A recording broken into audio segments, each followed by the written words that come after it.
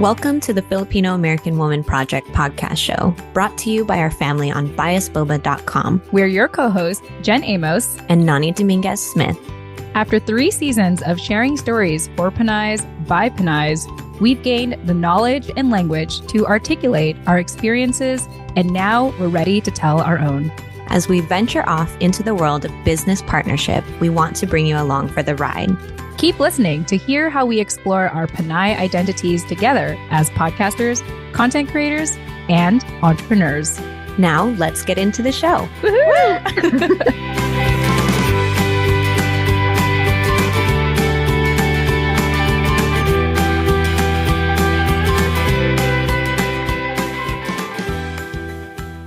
All right. Hey, everyone. Welcome back to another episode here at the TFAW Project. I'm your creator and co-host, Jen Amos. And as always, I have my co-host.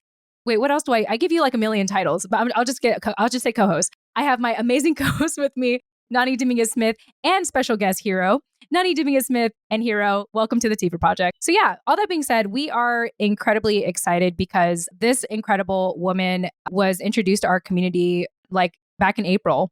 And she had reached out at a time where she wanted to learn more about her identity and, more importantly, learn more about her identity in community with other Pinays and other Filipinos, Filipinx, Filipinas, however you identify as Filipino. And so she somehow stumbled across our show. And if you want to listen to everything that she had shared before, I highly recommend that you go to episode 138 on the TFAW Project. This is titled, I'm So High on Being Pinay, Outdoor Adventures, Adoptee, Raised in Vermont, and Returning to the Motherland with Gretchen, Tsuki, Puddicombe. For this conversation, we're going to be calling her Tsuki because that is the name that she loves to run with nowadays, at least since middle school, from what you have told us, Tsuki. But without further ado, welcome back to the TFAW Project. And let me remind everyone, the reason why we're back is because her community, her tribe demanded it. Her tribe supported us on biasboba.com. There was so many people. I remember for a good 2-3 weeks, we kept getting pinged. I kept getting emails from biasboba.com that your tribe demanded, Tsuki, that you come back for part 2 of your interview and share with us all the things that has taken place since you returned from the motherland. So any opening thoughts to your tribe, your community who really wanted you to come back onto our show? I mean, obviously, thank you. I feel like I have to come up with some way to thank you, though, not just this verbal announcement. I'll think of something, but I know who you all are. And yeah, this means a lot. Your support means a lot because this is not just my journey and learning about myself, but this is something for you to learn if you're struggling Pinay with their identity, not knowing what their identity is, but also if you're a non-Filipino. So thank you for wanting to be part of this because you could just stumble across my Facebook and be like, oh, this is what Tsuki's been up to. Or you could be like, oh, I'm going to demand to be more involved with her personal life. So I appreciate that. Yeah, for sure. Nani, any opening thoughts too, Tsuki? I think that we have just been so impressed with the community of support that you have behind you and how, I don't know if you were hey, go and tell them that, we need a part 2, advocate for me, or if they just did that on their own. But the love that people have for you is so real and so genuine. And you can feel that even when we interviewed you the first time and we had your mom and your ex-girlfriend and whoever else was on there, just people show out for you. That's the type of energy that we are trying to manifest for 2023 and the end of this year and just the TFAW Project in general. And I love that just who you are embodies that and it translates so well, whether it's in an interview or in an IG reflection series, in DMs, or even before that when we were just emailing. There's nothing more that I love than a transparent, genuine, authentic person who's just sharing their thoughts and their feelings and their opinions in real time as they unfold. The way that you make space for the totality of the Pinay, whoever joins us on Discord, again, in our reflection series, you are, again, so embodying of the TFAW Project spirit because we like to be all inclusive. We like to be kind of overboard with the welcoming and trying to make people feel at home and giving them that safe space to explore their own thoughts and emotions that they've either been shamed out of or, conditioned not to show to other people. You like really embody that same spirit that we try to give off. So we're just really honored to be back here with you again, to be giving the community what they want, which is more of you.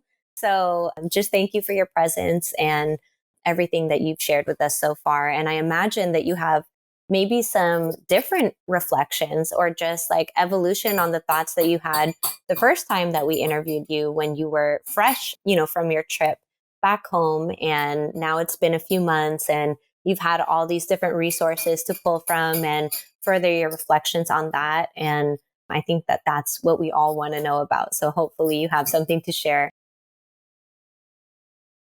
Yes. No, I'm really glad that we are doing this interview. Well, especially at this time, because it gave me time to reflect on how I've transformed from the Panay that came back from the Philippines to who I am now. And like kind of just exploring what I'm doing right now with my newfound Filipino pride. So like it's been fun seeing myself like stepping back and looking at third person view like Jen and watching me just like left and right just be like, hey, oh my gosh, you're Panay? Well, you should come to this Christmas party. Hey, you're Panay? Talk to Tifa. Like, hey, you're Panay? So am I. And like jumping on any Filipino merchandise that I see online or at all these Filipino restaurants I've been to. And what else have I been doing? Oh yeah, cooking. I've mentioned that before. Because, cooking back then used to be this like inconvenience for me. Yeah. Where as a parkour athlete, I'm just on the go.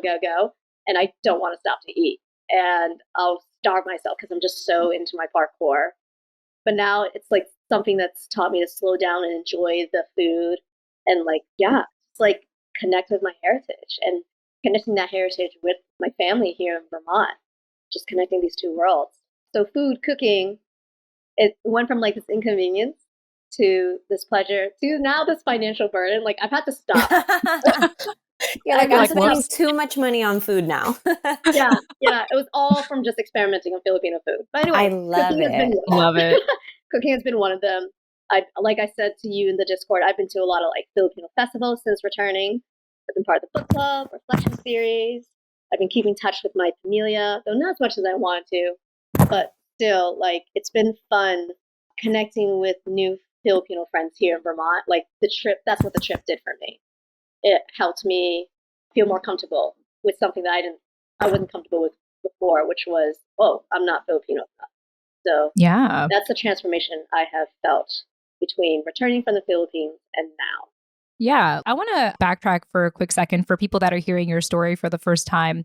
When did you have that awakening to be like, I need to learn more about what it means to be Filipino? And from what I recall, it was really at the start of the BLM movements when you started to listen to your, fellow POCs and hear their stories and recognizing that racism, for example, is not just an intellectual conversation. It's a very real thing for some people. And so did I get that right? That's kind of where it started for you? Yeah, definitely. Like I watched all these people of color in pain, and that pain was coming from not being able to celebrate their culture or being ashamed of it, or microaggressive racism. And then, of course, the full extent at its worst, like the violence, the aggression. So when I was listening to their stories and I was learning that to resist is to celebrate one's heritage, something in me was like, oh my God, like, yeah, shit, you're right. You don't have to be like physically resisting in protest. You can just be successful and live your life as a brown person, trying to prove to others that you can succeed and be happy. And when I mean succeed, it means to be happy. So Filipino joy is Filipino success. And that's what I got from it. So that inspired me to not only listen to other stories, especially those of color, but to mine, like to reach within and be like, ooh, like, let's learn your story now. You've heard their stories. Let's go there. Like, you've been holding off for so long. And especially since by the time I reached out to you guys, my birthday was coming up and I was like, oh, what am I going to do for my birthday? 31 was like just not exciting anymore. And it was during seasonal layoff. And I was like, I have time. Like, Like, I got to do something with this, something super meaningful. And that's when the Philippine idea came up. And the idea of visiting my family inspired me to like kind of just get curious and dive back into researching general information about the Philippines. And then I was like, showed a podcast episode by a friend, and I enjoyed that podcast episode, and it was about bread. But I had so much fun, like listening to my first podcast, because I'd never done that before. So then I was like, you know what? I'm gonna try and see if there's like a Filipino podcast, because I had so much fun just listening to a podcast. So that's where it came from. Yeah, here we are now. I love it. I love how you're like, I want to listen to like a Filipino themed or maybe even Filipino run podcast. And then that's how you kind of stumbled across our podcast. And so much has evolved so much this year in such a short amount of time. And so we were just incredibly grateful that you, just like what Nani was saying earlier, like how you just like openly think out loud and like share your journey with us. And so part of why we're bringing you back, Tsuki, is because from my understanding, a lot of the listeners wanted to learn more about what it was like for you to go back to the Philippines. You know, what was that? What did you experience emotionally? And also, what was it like to unite with your birth mother? So let's start with the first part, the emotional part. Tell us about that emotional journey for you to go to the Philippines. And from what I recall, this was your first time going to the Philippines? Oh, no. Second time. Spoiler alert. Yeah. There you go. Yeah. So tell us a little background on that, you know, because I do know that you were in touch with your family. Like, it's not like you were just meeting them for the first time. You know, you had open communication with them up until you went to the Philippines, correct? Yes. So before that, or was it after I received the first letters from them, I did do this homeland tour, world tour of the Philippines with a bunch of other families that had adopted Filipinos back in middle school. But I was still not interested. So even though I witnessed my new Filipino friends in that home world tour visit their orphanages, and I visited mine too, but like still, like it just never connected for me to like question more about my biological family or connect with them. I'm trying to remember if that was before or after I got their letter though. But yes, when I did get a letter, when I sent out the search party, we stayed in touch through letter before social media. And then when social media came along, my first sister contacted me on Facebook, and we stayed connected, but very like on and off. But I guess where we should really go to is like starting with the story of my birth mother. And I think that will flow from there. So her name's Naima Bruce's Ramirez, and she used to work as, I think, a housekeeper, or like she did the laundry for the orphanage that I was born in, or that I was not born in, but like that I was adopted from. And that's how she got me adopted. Wow. Unfortunately, I'm not the child of her husband. He actually died like a couple years before I was born. And at first everyone was telling me, or at least documents were saying, that it was by like automobile accident. But I found like this hidden document amongst my pile here that he was actually stabbed like multiple times. So this crazy mixed messages and mixed conflicting stories. Yeah, they were trying to like cover the truth. Yeah. Yeah. And even Mila, when she saw the document, when I showed her, she was like, what? What? I was told automobile. Or no, the document said automobile, but she knew it was stabbing. So it was just weird that two different documents say two different causes of death. So anyway, that happened to him. I was born a couple years later, and unfortunately, I have half siblings, which means that I was a bastard child. My mother was raped one night, and I became that child. But wow. And so that was definitely the reason why she had to give me up, because there was a lot of humiliation against, like, not just her, but my siblings. Like, they were humiliated and picked on. And so she kind of like ran away from that toxic community. And when she had me, she like snuck me into the orphanage where I ended up getting adopted from. And she even worked there long after I was adopted, until they were like, okay, you're getting old and you've done your part, like go retire. But yeah, I remember actually just recently asking Mila, like, where were they when I was adopted? Like, what were they long, like off site? Like, were they long gone, or were they still there at the orphanage when I was adopted? And she was telling me, yeah, I remember a day when we were just in a room together and we were just silently staring at you, and our mother was crying, and I really didn't know why. And then like the nun that was going to bring me to my parents that day, the ones that adopted me, the nun like came in closer, my birth mother, and said like, it's okay, just remember she's going to get whatever she wants, whatever education, she'll be fed, she'll be taken care of. So to little Mila, my ate, at that time, she didn't know what was going on. In fact, she told me later that she thought that I was the nun's favorite and that they took me on a long vacation. So she was just like, what? Oh man, she can't go on vacation. And like, It didn't really register till obviously she was like, oh, she's gone. But no, they were still there, like probably somewhere on site when I was adopted. My parents came. So that's a bit about my birth mother. Like, I think about how tough her life must have been, just for all that like public humiliation, and then wondering whether or not to keep me. Though I hear, according to studies, that 50% of the time parents choose to keep the child of unexpected birth. So there's my birth mother. I told you about the dad. Well, let's pause real quick. Yeah. Tsuki, that's a lot. Yeah.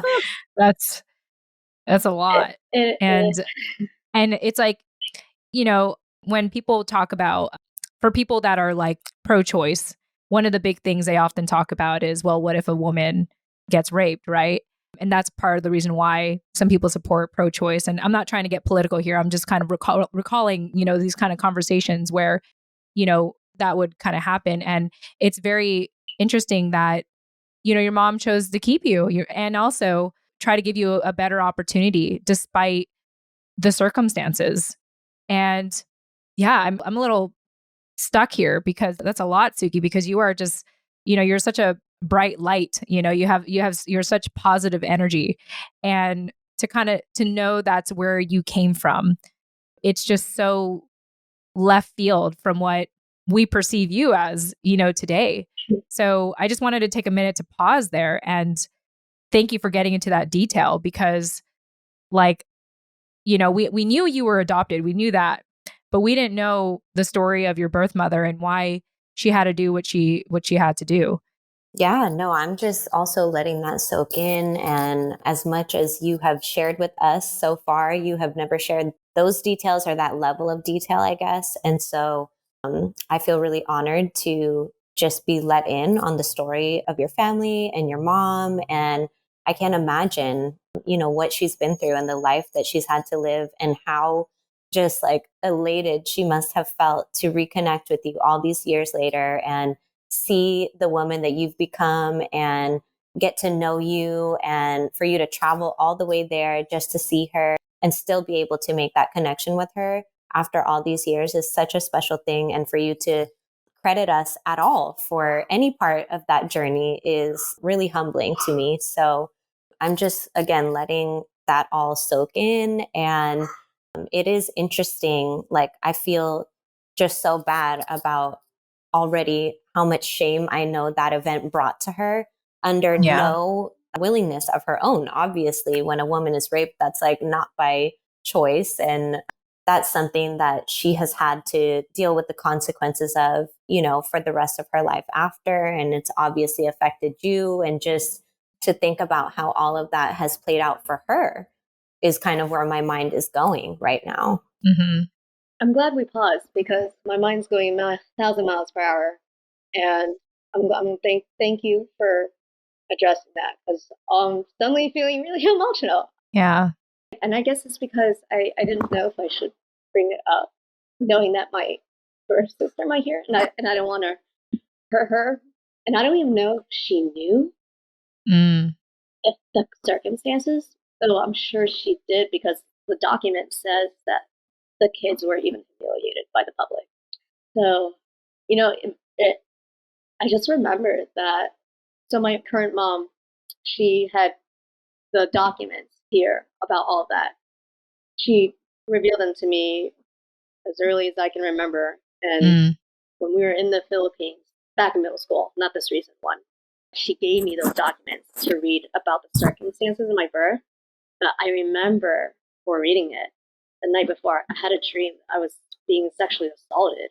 So when I read that document about the circumstances of my birth, I was just like floored. I was just like, whoa, like felt this weird connection to my birth mother in the weirdest way, considering what the dream was about. Yeah. And I know, and it wasn't like as if I was my birth mother in the dream. I was me in this dream. Yeah. So, yeah. Wow.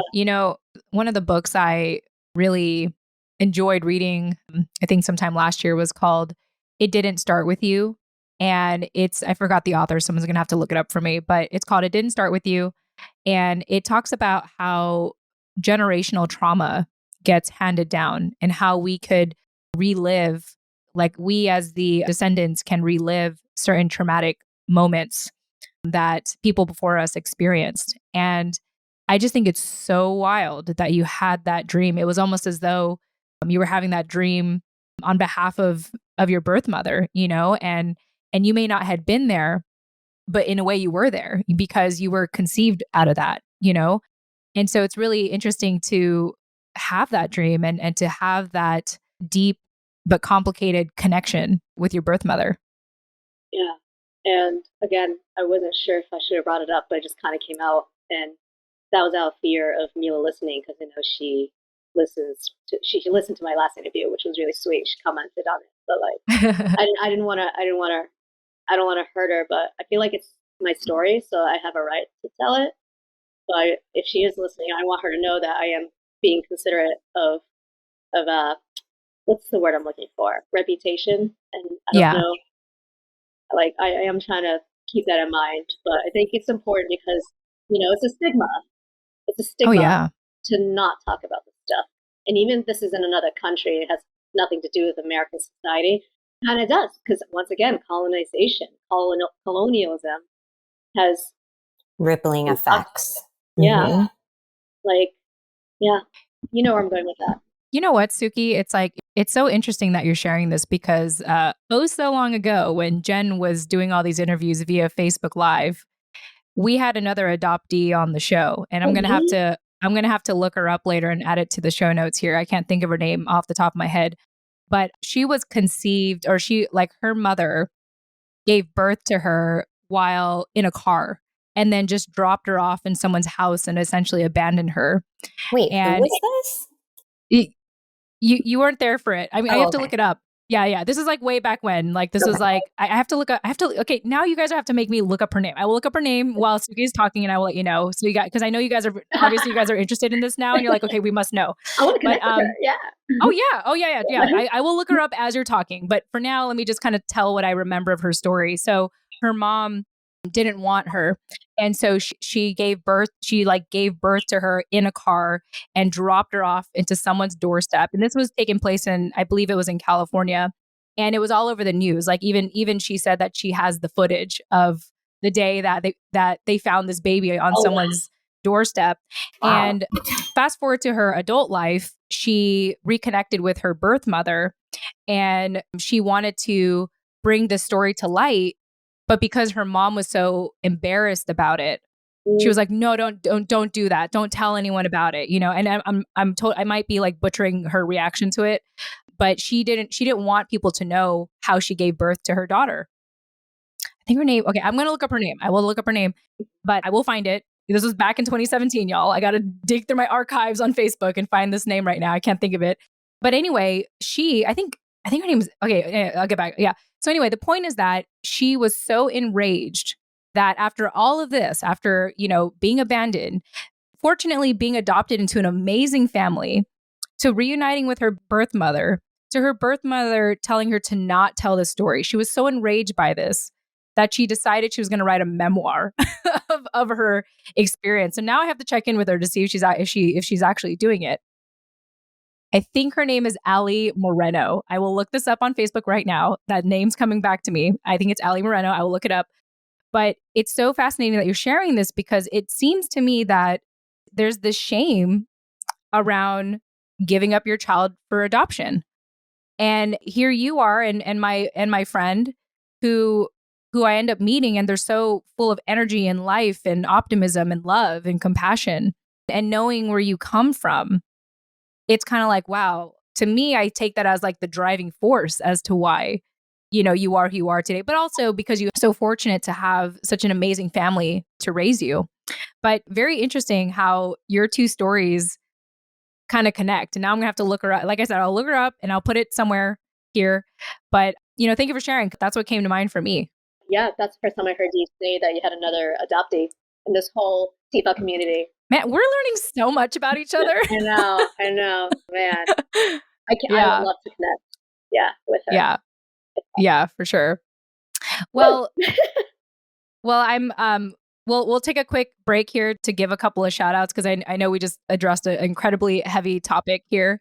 Also, I think Rachel's still here. So Rachel, thank you for joining. This is going to be my running joke now that Rachel's still here. So Rachel, if you're still here, we're so glad you're still here. Yeah. Just a quick shout out to a couple people who joined us recently. We got Bea, Marissa Seitz, Fro Hochos, Suzaro Chang. I'm totally butchering all of your usernames. Please forgive me. We have Ace Antonio and Gian Carpio. Yeah, and Bago.la.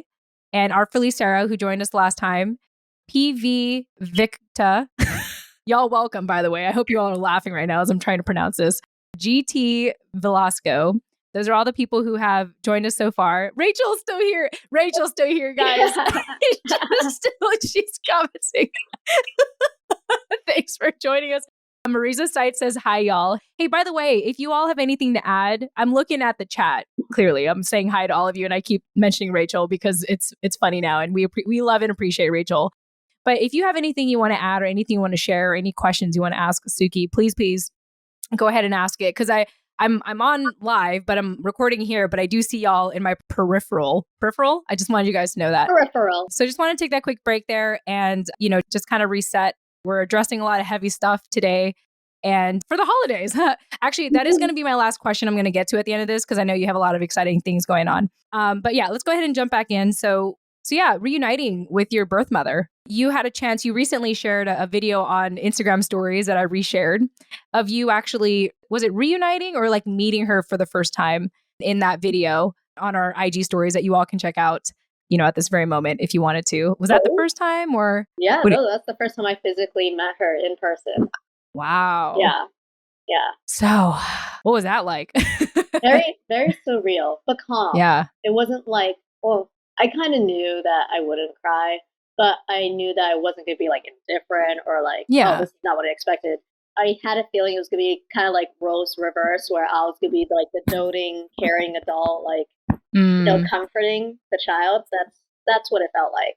Like I was comforting a child who was like crying out for its mom in a way because she was quiet when I walked in because I was like looking for her. I was like, where is she? Because she was there waiting in the house because they can't take her because she's blind everywhere all the time. So when they picked me up from the airport and brought me to her house, she was quietly sitting there. And when I saw her, I just like went up to her and I just hugged her and spoke. And I said, like, I think I said, Mabuhay, Nani, Mahal Kita. And it was just like, like that's not how a woman sounds like crying, but it sounded like a machine gun. No, we knew what you meant. I believe you. And it was just like, so there's a video. It's not in that compilation video that you reshared. There's a part where you just see her groping me because she's blind, and you just see her groping me. She's just like doing that, and like love it. all over the boobs, like feeling my thighs. It's just a funny looking video because as that's happening, Mila's trying to get a selfie of us, being like, mabuhay. Like, look at my sister getting groped. Exactly. Everyone's so excited. Yeah, and I captioned the video, that's my birth mother is blind. That is why she's groping me, because not everyone knows that. So it was a very simple, casual, but exciting, but mixed feelings. You never experience one single emotion. Right. Oh, yeah.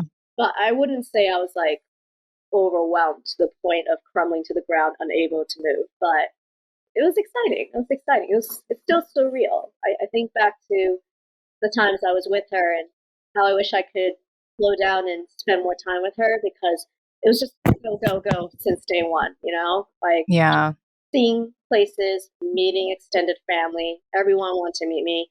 I mean, we did get a nice first 3 days, just us, my ate, my niece and Nani, we did get our first 2 days together. So that was nice. And that was in Iriga City. So wow, that was cool. Iriga City, seeing Mount Iriga, or Asog, I think it's called sometimes. I don't know what anyone here knows about Iriga City, but it's basically a couple of jeepneys and tricycles away from the Legazpi Airport by the Mayon volcano, if you want a sense of geographical reference. So I'm glad we got those first couple of days together, just us, in this rental that Mila got us, so that we could be out of Mila's boyfriend's house, because that was the alternative. That was the alternative. And you're like, yeah, no. I remember the love and effort and the sweat, just like us trying to communicate on which rental to get before I arrived. Like, it was just a lot of messaging and videos of Mila exploring different rentals that we could both agree on, because we wanted away from the noise. We needed it cheap, but we didn't want it smelly or didn't have any security. That whole setup just to find a place for just us for the 3 first days was important. And we got it. And we would have had stayed there the whole time, but I got so excited meeting all of our extended family. We ended up not staying in that rental the whole time and more with my cousins in Pili. Mm-hmm. Pili is under Mount Isorog, and Mount Isorog is famous for its Hibiscus Hotel, for those who might know or don't know. Hibiscus Hotel on Mount Isorog. And it was one of my favorite highlights of the trip, because the pool was split into 3 different levels. So it had this waterfall cascading look to it. And so you could kind of enjoy your own pool if you wanted, because everyone for some reason on the top tier was playing a game where they're waiting for the water with spoons in their mouths and eggs or balloons. I think it was balloons, water balloons. And then so I got this middle pool all to myself, and I was sliding, parkouring back and forth on the tiled patio that was under my little waterfall.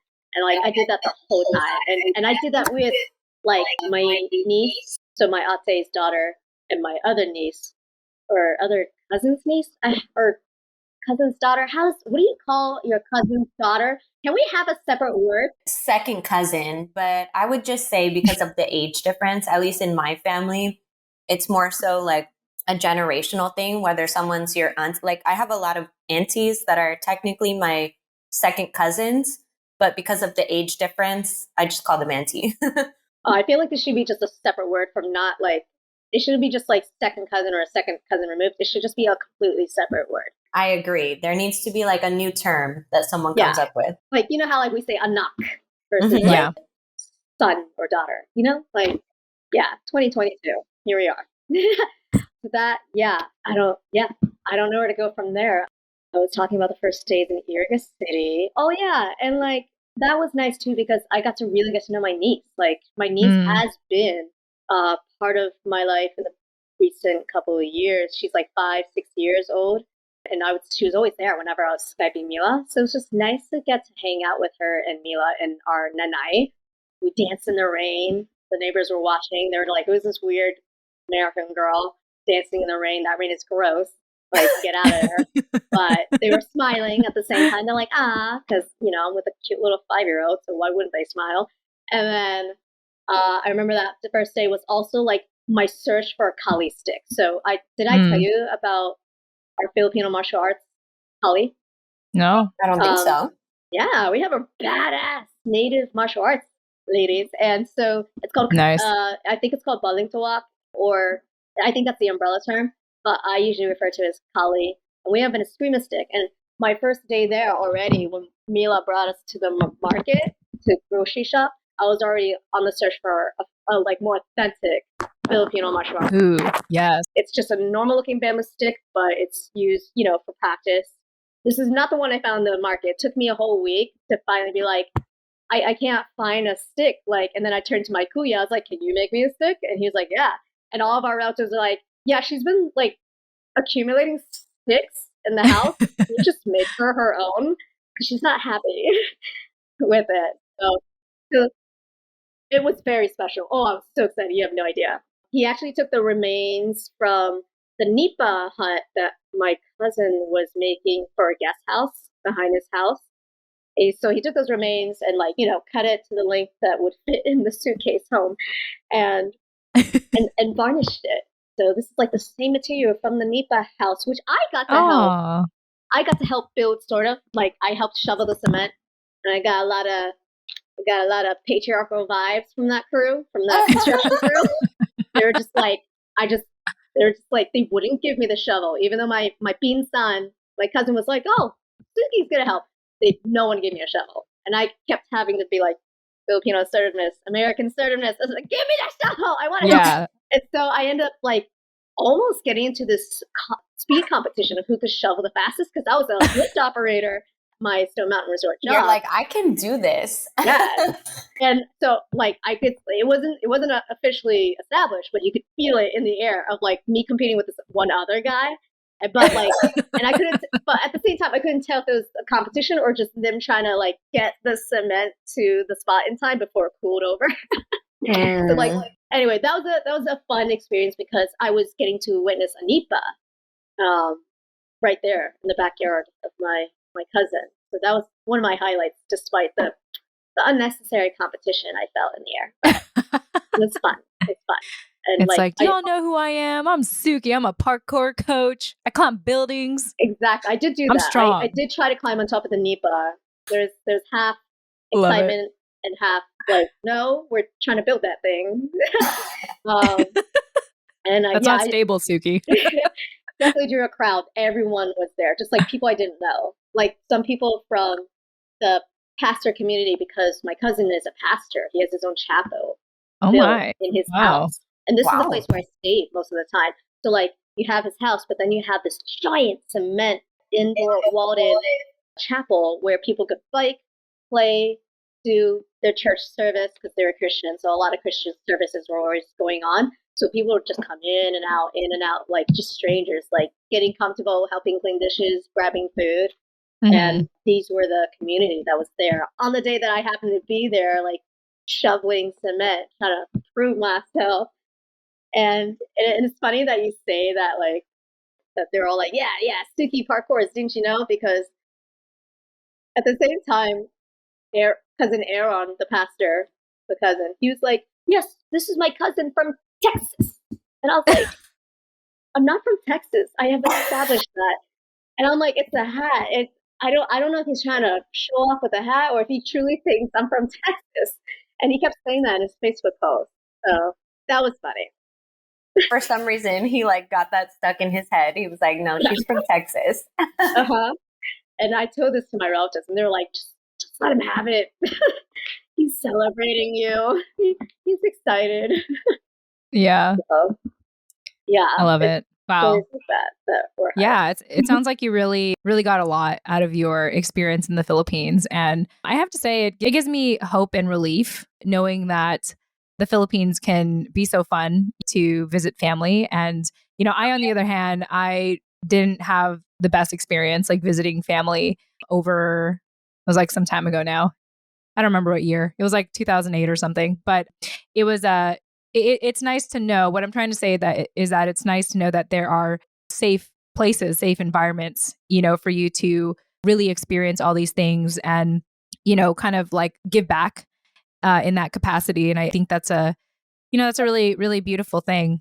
Yeah, I think that we all have such just different experiences with our trips to the motherland that we're all coming at it from different angles. And like, Jen, I understand why you're saying that. I know, Tsuki, if you've listened to our older interviews, our, you know, first round of interviews that we did on the TFAW project, you probably also do understand why she's saying that. And for me, you know, I just visited for the first time in 2020, literally right as COVID was hitting. So it's just like interesting to see all these different timestamps. Like, you know, Jen, when you were there, it was like in the younger years of your life or like your teenage years. And for Tsuki and I, it's more so in our adult years and like definitely at different places in our journeys, you know, for all three of us. And so I think that there's just the way that I left feeling was like, I didn't get to do enough of that. I didn't get to go see my family because the volcano erupted. I didn't get to see where my dad was born. I didn't get to like connect with kind of my heritage line in that way. I just got to kind of bounce around and explore the party areas and the fun stuff and that kind of thing. So there's like, it just left me wanting to go back and find more of those spaces where it was safe to do that exploration. And I think that ideally is what I was trying to say. It would be really nice to have the opportunity to do that together, like in a community like this, where we already have had our individual experiences and shared them with each other and, you know, juxtapose them with each other, and to go back and maybe like, I mean, I don't know who might be able to lead that process or what, but there's just so much to explore over there and so much opportunity to reshape our relationship with our roots, you know, just like you've done on your trip. And that continues to unfold as, you know, after you've gotten back. And for Jen, I know you've been hesitant to go back for your reasons, and it's not like really an attractive thing in your mind. But I just wonder like how we could bring the collective experience, like digital or virtual experience that we've created with each other here, because it's been so life-changing and so just like moving the needle forward for our community here, like what that might look like over there.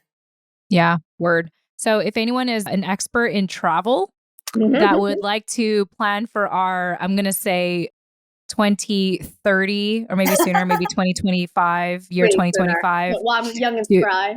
Yeah, I guess that's a good idea to go when we're still young. So if anyone is a travel expert and knows all the safe places, and if you need me to elaborate, I will be more than happy to tell you that privately. We're open to it. But we're open to ideas. And with that being said, let me go ahead and give a couple of shout outs here in the chat. Of course, Rachel comes through once again.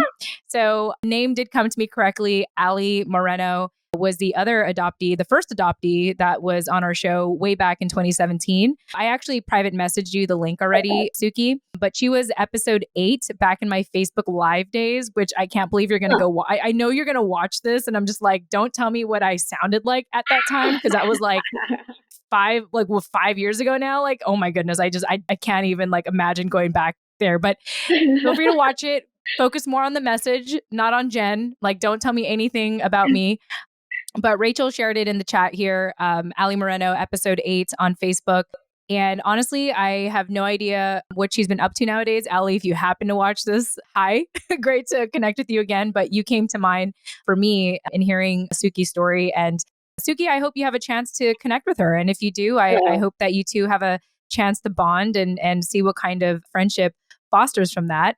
And then Rachel also, despite her being quiet in the chat, she's also in the chat. And she said, I can totally see Tsuki as a stunt woman, you know, head out west to LA and meet some film people. Rachel is actually very involved in the film industry, to my understanding. So I'm sure you can ping Rachel and she'll tell you more about it. And Rachel also, again, Rachel, thank you for being so engaging in our IG live, by the way. Like, if y'all have anything to say, feel free to comment. But Rachel, we just love your constant engagement. Rachel says, I've never seen this episode of Ali Moreno. I saw an episode with Jen and a mother on, oh, that's right. There was this one episode where I was going live with Filipina, who happened to be a principal of her school. I forgot which school it was, but she welcomed me into her house to make Filipino juice. I forgot which one it was exactly. I think it was like melon juice. But yeah, thanks for watching that, Rachel. You just brought me back to 2017. I don't really want to go back there. I mean, I can go back there, but I really don't want to go back there. And, you know, those are the early stages of this project. And I'm just really happy to know that these stories are making a comeback, you know, because of these kinds of conversations that we're having. So thank you all so much. And to Jules in Vermont, gives 100 emoji. So thank you for being here. Also, Sandra Nomoto and also Felipe Lucena. Thank you for being here. Abigail Tess Faye, I believe is the username. Mike the Tank 802, Maddie, Michelle, Rachel, Kako. Please let me know if I'm saying that wrong. Y'all can correct me, by the way. I'm just trying my best to read. Gardenia Apothere. Oh my gosh.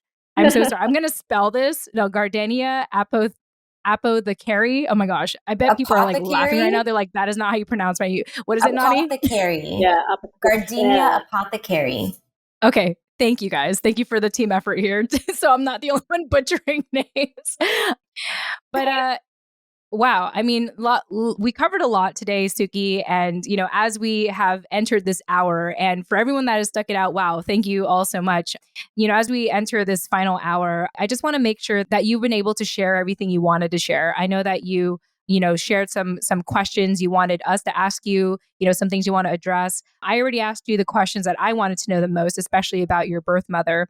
But is there anything else before I ask my final question that you feel compelled to sharing so that you feel like you've, kind of fully made your peace, and really thanking your community for supporting us on biasboba.com to, bring you on our show today? I meant to add from the last interview that if you plan to adopt, I really hope you put a lot of effort in constantly learning with them about their heritage, and that never stops. Because that's just constant work. It's constant work for me right now.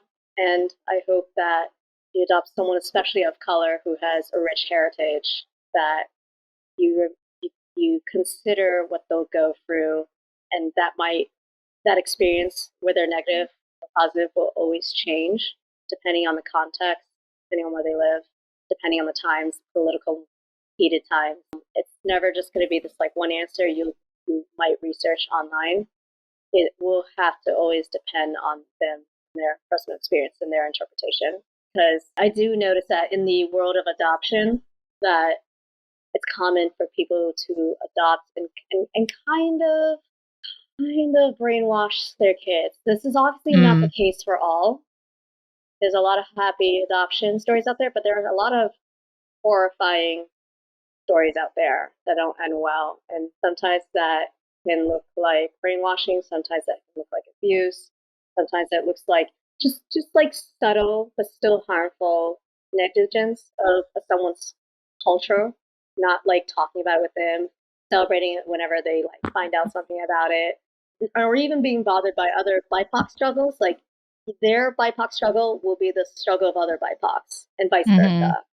Sometimes I see racism toward one, but not toward another. And it's all collective, what we call collective liberation. So I think you should listen and learn from the collective BIPOC struggle, because that might apply to your child, even if their child is not of that ethnic group. And that is the emotional side of it that people don't think about.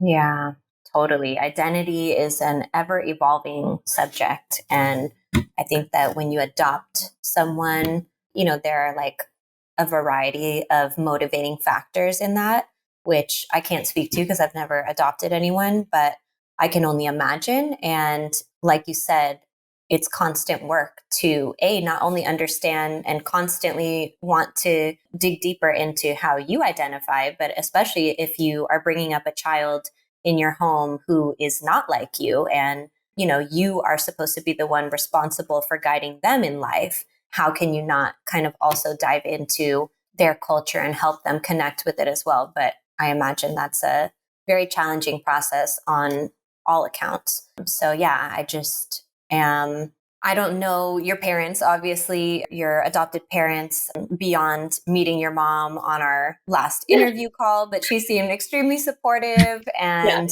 just in where you're at in your journey today. I know that they had to have at least some hand in that. And I'm grateful that they did, because that's how you found us. And that's how you've kind of catapulted yourself into this process of learning who you are and what that means and what your Filipino heritage means to you. So I'm just, again, absorbing it all. I know. Yeah, it's a lot. And in addition, I think it's also important that if you don't find that support when you're trying to connect with your heritage, if you don't find that from your adopted family, I hope you find that with another chosen family. And sometimes you have to keep them separate. Sometimes that group is going to be the one that helps you, even if you want that group to be the one that helps you.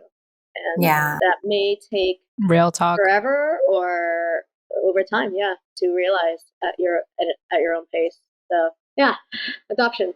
There's a lot to learn about it. I'm still learning about it.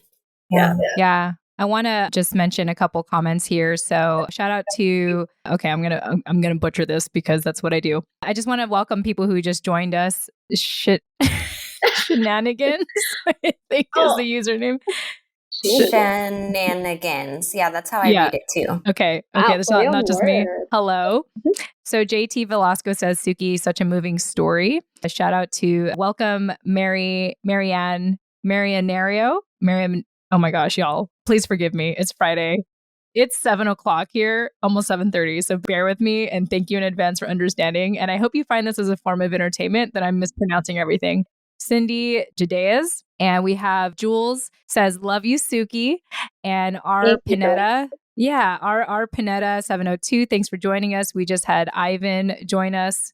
And again, JT Velasco says, such important advice and wisdom. Wow. Lots to take in today, y'all. I would like to end on a optimistic note. Not that this wasn't optimistic to begin with, but it's the holiday season. And Tsuki, your schedule this holiday season is crazy. So tell us like what you have going on and how it is a manifestation really of this journey you've been on, especially all year of embracing who you are as a Pinay. So I do count today as part of one of those big Filipino events, this interview, but also tomorrow is my first Filipino Christmas party. And so not only am I going to experience it, but I'm going to be performing in it. I'll be singing a Tagalog song, trying to. I'm going to be trying my first time tinikling, the tinikling bamboo dance. Oh my gosh, yes. We've been rehearsing that on weekends. Not enough, in my opinion, personally, for my sake. And then, what's the other one? Oh, I'm giving a speech, just like a speech. Okay. That I'm polishing. Wow. You're like leading tomorrow. This whole event. No, I'm not.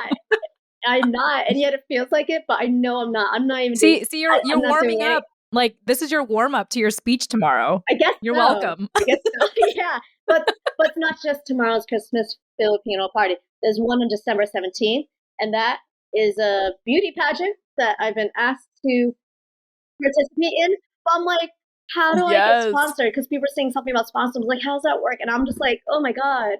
Oh, and then the beauty pageant world is like a really intense world in Filipino culture. Yeah. And then, add that to how do you get sponsored? Like, I can't even imagine. Like, and I'm here we go. Here's your platform. Minute. Who wants to sponsor Tsuki? Seriously. For the beauty pageant. Please ping her. Ping her on IG. An address. Yes. Oh, and Ivan is asking, what song are you going to be singing? Tuxco by Ava. Shit, hold up. Hey, we're all mispronouncing today. You thought you were butchering it. No, I have it right here. Okay. Ooh, I was singing this. I should know how to pronounce this word. It's in the song. Tuxco by Eva Eugenio. It's a popular song. So it's a song that means a lot to me because one, it was the first Filipino song I've ever learned because it was my first karaoke night with my aunt. I met all my aunts at once in the village that I was born in.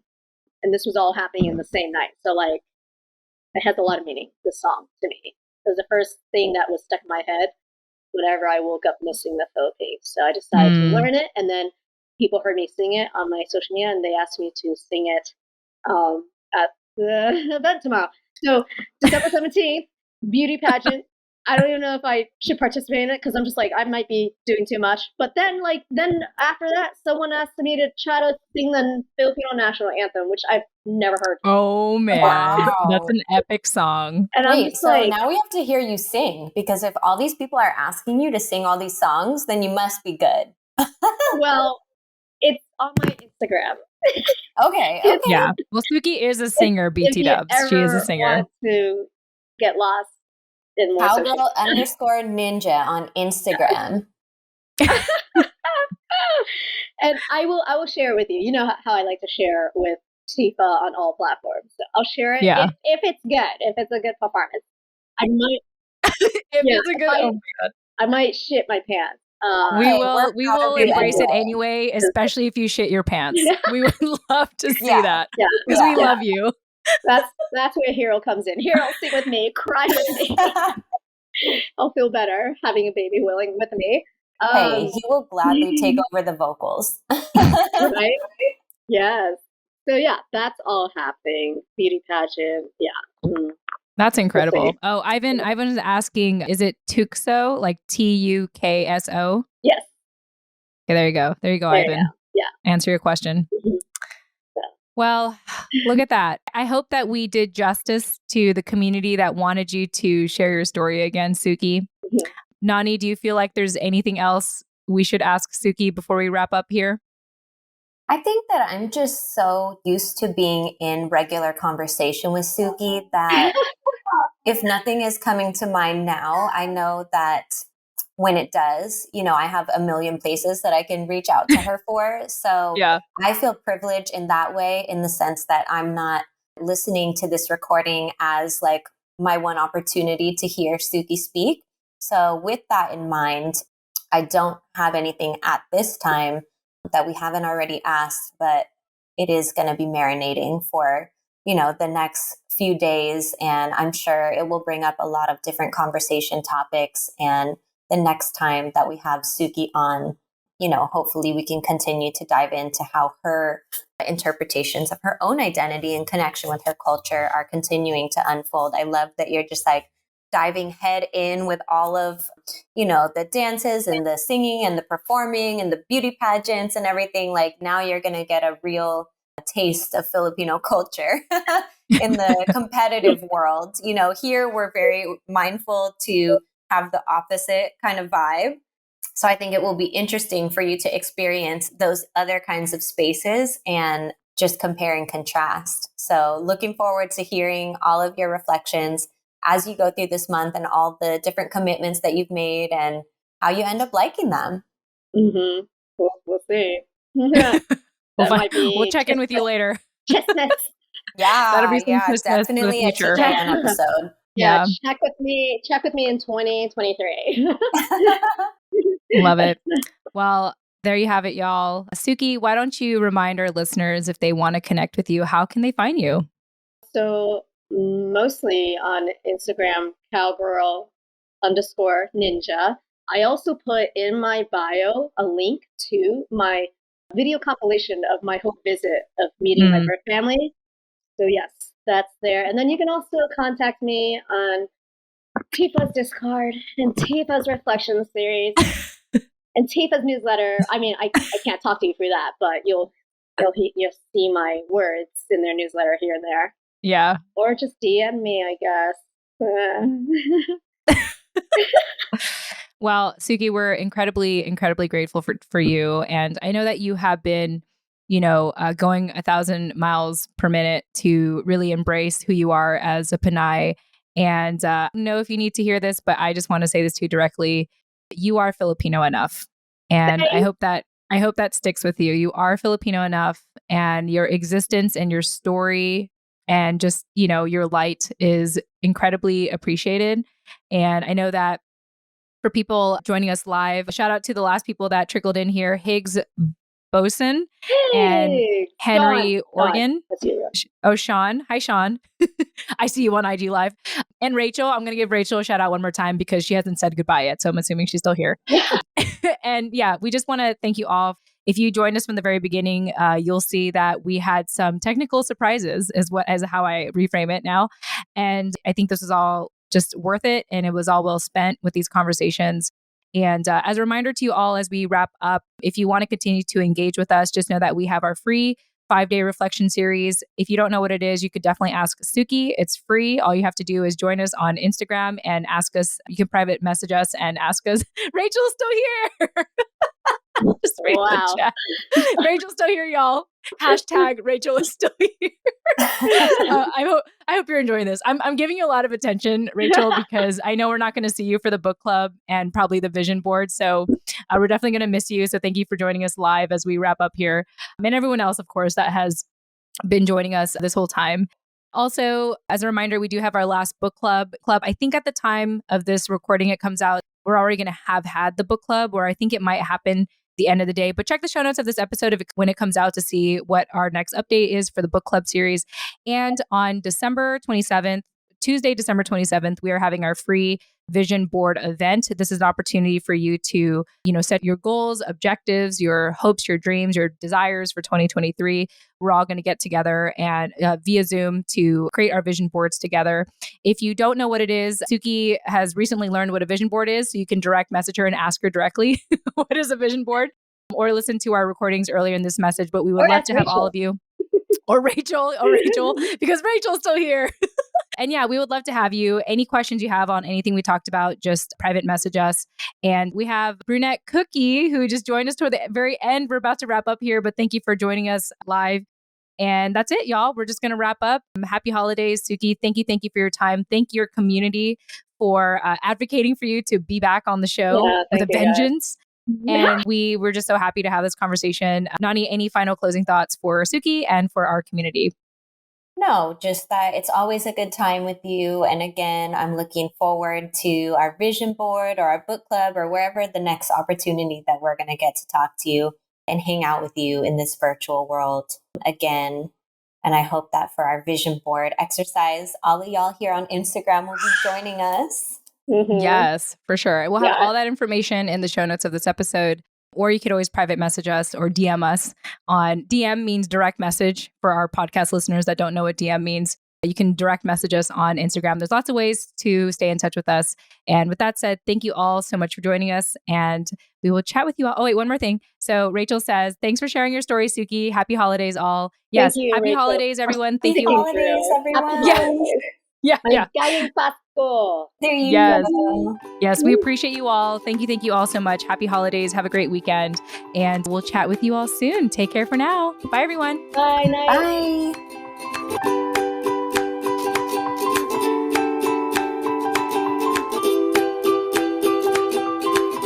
Thank you for listening to the Filipino American Woman Project podcast show. Do you want to continue to be part of the conversation? Then join our Discord community for free today. Check out the link in the show notes to join us now. And don't forget to subscribe to our weekly newsletter for the latest show updates and episode releases. The link is also available in the show notes. Lastly, if you wish to support us on our journey, consider showing us some love on biasboba.com.